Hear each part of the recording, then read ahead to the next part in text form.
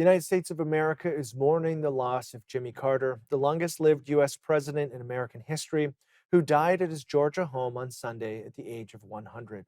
As reactions poured in from around the world, President Joe Biden said that the world lost an extraordinary leader, statesman, and humanitarian, and added that he lost a dear friend. What I find extraordinary about Jimmy Carter, though, is that millions of people all around the world, all over the world, feel they lost a friend as well, even though they never met him. And that's because Jimmy Carter lived a life measured not by words, but by his deeds. Canada's ambassador to the U.S., Kirsten Hillman, posted on X late yesterday saying that Mr. Carter's commitment to diplomacy and humanitarianism will forever serve as an inspiration. Prime Minister Justin Trudeau said in a statement that he had the honor of meeting Mr. Carter a few times over the past decades and said that he was always kind, thoughtful, and generous with his advice about public service. Mr. Carter served in the U.S. Navy before his one term as U.S. president from 1977 to 1981. Following his time in the White House, Mr. Carter dedicated his life to humanitarian work and was a major contributor to Habitat for Humanity. Andrew Donaldson from OrdinaryTimes.com has more on the legacy of the former president.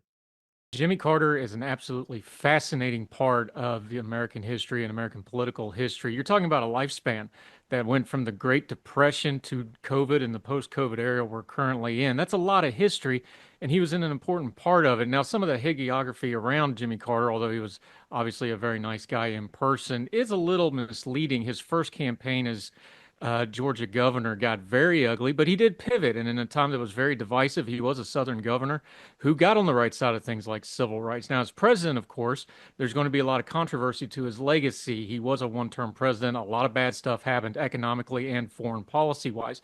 But economically, there was also a mixed bag as you have a little bit of hindsight to him. He inherited a bit of a mess from the Nixon and Ford years, and he didn't help it, and he gets the blame for that. But he also did some things that proved valuable when we had the economic resurgence in the 80s, like the deregulatory stuff that he did, breaking down the regulatory state and a few things. Now, foreign policy-wise, there was a lot of missteps and a lot of mistakes, some like his Iran policy that haunts us to this very day and that we will see in the headlines today and tomorrow and probably in the foreseeable future.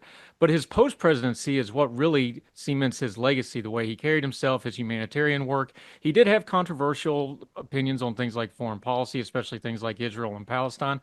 But on the whole, when you look at Jimmy Carter's legacy, you're going to see a man that was trapped in history. He hit in a bad moment. He had a presidency that was controversial, but he had such a long life and so much outside of the White House. The presidency really does feel like something that was maybe third, fourth, maybe even fifth down on the list of things he accomplished in his life. He was married for 77 years. He's going to get a lot of praise. There will be a little bit of the hagiography, but it's an extraordinary life, the longest living U.S. president we've had to date, and it's something to really dissect and praise and think on.